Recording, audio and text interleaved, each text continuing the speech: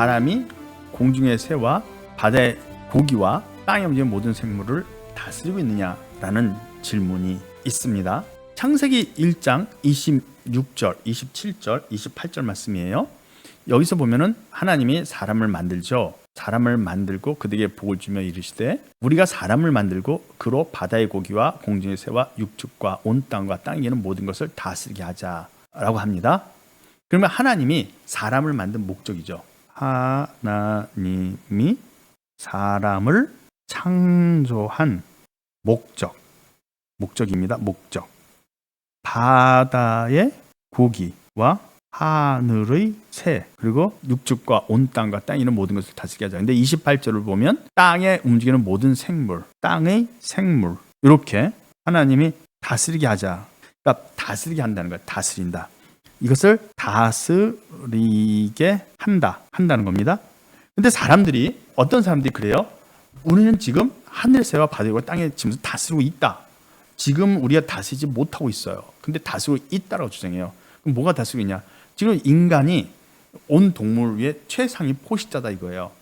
그래서 모든 생물을 지금 다스리는 게 아니냐라고 고집을 피워요. 그런데 뭐 고래 잡는 것도 고래도 뭐 포경선에서 고래 잡는 거, 그다음에 상아를 위해서 코끼리도 죽이고 뭐 사람이 다 죽여요. 동물들을 죽이고 또는 잡아서 어디 사육하기도 하고. 그러니까 우리가 가장 높은 어디 뭐 먹이사슬로 따진다면 최상위 가장 높은 포식자 아니냐, 그러니까 우리가 다스리는 게 아니냐라고 생각할 수도 있을 것 같아요. 사람들은 이제 그렇게 생각할 수도 있을 것 같아요. 근데 이 다스린다라는 개념이 다른 거예요. 지금 우리는요, 현재는요 정복하고 있는 거죠. 현재 우리는 정복하고 있는 거예요. 자연을 정복. 근데 정복을 다 한 건 아니죠. 완전히 자연을 지배하는 건 아니에요. 그러나 어쨌든 정복은 했어요. 왜냐하면 어떤 생물체든 인간에게 덤비지 못하죠. 결국 인간이 마음 먹으면 그 생물체를 완전히 멸종시킬 수 있죠. 찾아다니면서 멸종 못 시킬 수도 있어요. 어디 깊이 숨으면. 그러나 어쨌든 웬만해서는 거의 뭐 전멸하다시피 싹 그냥 죽일 수도 있어요. 마음만 먹은다면.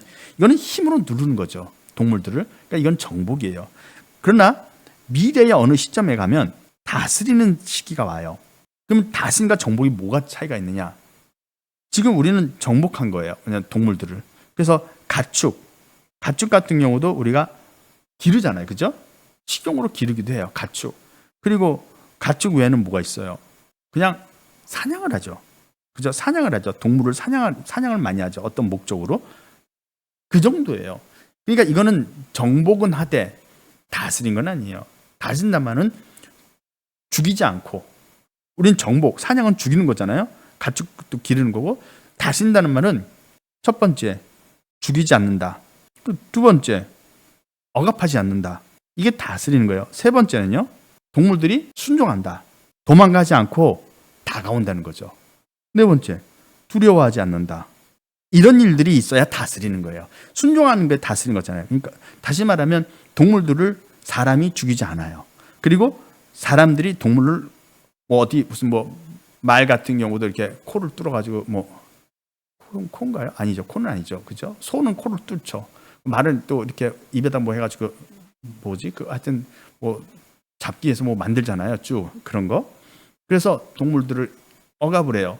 어떻게 보면 제한하죠. 자유를 제한하죠. 그리고 그 개나 고양이도 집에서는 편하지만 밖에 나갈 때는 반드시 목줄을 해야 되잖아요. 고양이는 목줄 하나요? 개는 목줄을 해야 된다고 그러잖아요. 그러니까 그렇게 제한을 가하잖아요. 이게 다스리는 게 아니에요. 억압하는 거예요.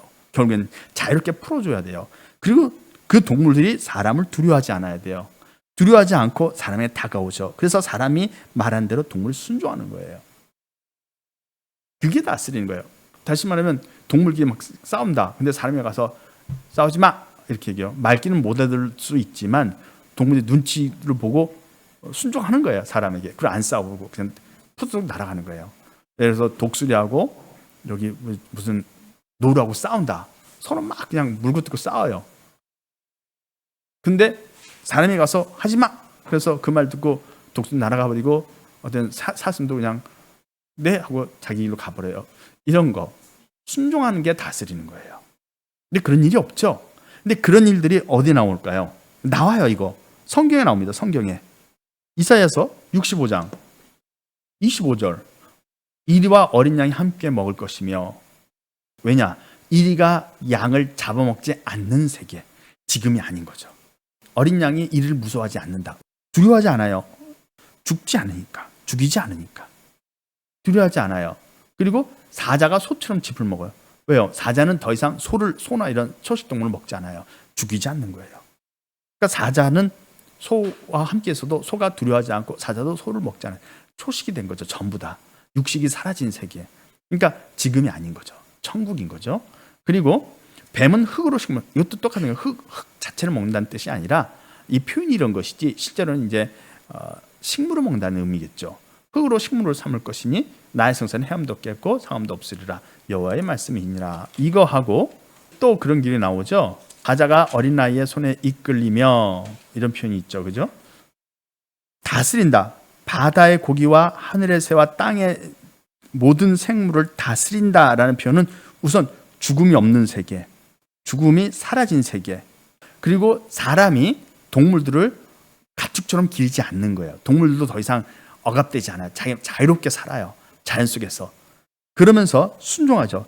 두려워하지 않는 것. 사람과 지금 모든 동물은 다 사람 피해서 도망가잖아요. 사람이 다가가면 다 동물들 다 도망가 버리죠. 웬만하면요. 난폭한 뭐가 있을까요? 뱀, 큰 아나콘다 같은 뱀이나 아니면 무슨 사자나 호랑이 같은 경우는 이제 가끔 공격도 하죠. 근데 그런 거 말고 어쨌든 사람과 친밀한 관계, 그러니까 사람을 두려워하지 않기 때문에 왜 사람이 우리를 죽일 거라는 그런 게 사라진 거예요. 근데 우리 더 이상 동물들이 사람에게 잡히면 죽는다 이런 생각이 없어요. 안 죽는 거예요. 안심하는 거죠. 그러다 보니까 두려워하지 않는 거예요. 다가오는 거예요. 친밀해진 거죠. 친밀. 어떤 사람이 다가와도 동물이 친하게 다가와서 어떻게 어쨌든 뭐 애교를 부리든지 아니면 동물이 이렇게 뭐랄까 사람에게 뭔가 원하는 게 있을 때는 먹을 걸 달라고 막 이렇게 하든지 뭐 모르겠어요. 먹을 게 부족하진 않을 테니까 놀자고 하겠죠. 그런 거죠. 그리고 사람이 원하는 대로 순종하는 거죠. 이런 일들이 이루어져야 돼요. 죽음이 없는 세계가 돼야 가능한 거예요. 죽음이 없는 세계가 돼야 초식동물이 육식동물을 두려워하지 않고 사람을 두려워하지 않고 또 동물들이 사람을 두려워하지 않게 돼요. 그것도 공격하지 않죠. 당연히 순종해야죠. 다스리니까. 그게 다스리다예요. 그러니까 창세기 1장 26절과 28절의 이 내용은 이사야서 65장 25절이 됐을 때 이루어지는 거예요. 그때 이루어진 거예요. 그러니까 지금 현재 우리가 가축을 기르거나 사냥하는 것으로 다스린 게 아니에요. 지배하는 거죠. 지배. 정복 또는 지배. 지배하는 겁니다. 지배하는 것이지 이건 다스리는 게 아니에요. 이 다스린다는 것은 조건이 뭐냐면 죽음이 없다. 죽음이 없는 세계가 되어야 다스리는 거예요. 이해하죠? 그러니까 창세기 1장 26절 28절 말씀이 성취된 적이 없어요. 아직 성취된 적이 없는 말씀입니다.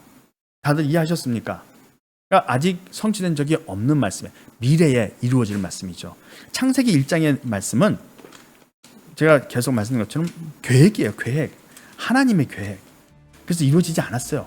미래에 이루어질 일이에요. 그리고 여기서 하늘의 새와 바다의 땅의 짐승을 다스리게 하지 않은 다스리는 것도 미래에 가서 이루어지죠. 죽음이 없는 세계가 완성되면 그때 이런 일이 일어난다. 이 말씀이 성취된다는 겁니다.